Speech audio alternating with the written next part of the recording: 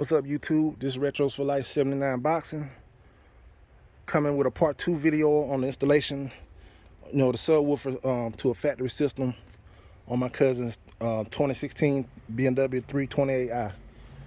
This is part 2. I had some delays because he went against me and he had purchased a little cheap little kicker line out converter off of Amazon or whatever, and it didn't work. So I had to tell him, like in my car, I have the the LC2 audio control line out converter, which is a lot better. And then I took that little cheap mess, sent it back. So we finally got the line out converter. Then I got him to upgrade his RCA jacks from the one that came with that down sound amp kit to these new concept premium RCA jacks. And so I'm pretty much on the home stretch, getting ready to put everything together, just test fitting everything right now. And then as far as joining into his to the factory amp, I've seen a few videos on here, and so I use that advice. Connected the left and the right speakers on the rear speakers here, and you can see on one side, which is the right here, which is the gray and red and the gray and brown, which is positive. I'm connecting little extension wires and I'm running it to the line out converter. And so that's my way of doing it. I know, but I'm gonna solder the wires, of course. I'm just test fitting it right now, make sure everything works.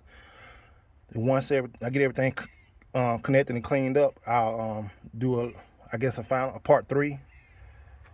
But it's simple, guys. All you gotta do in the BMWs, like I said, they come with the right side, which is the gray and red and gray and brown for the negative, and on the left side it's gonna be the white and red and white and brown for negative.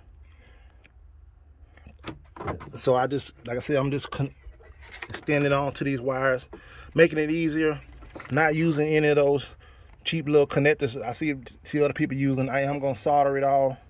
I just want, like I said, test fit, make sure everything works. So once I get it all connected and everything tuned, I'll come up with a part 3 to show the finished product. But as you see, I got him to get a JP8 channel amplifier,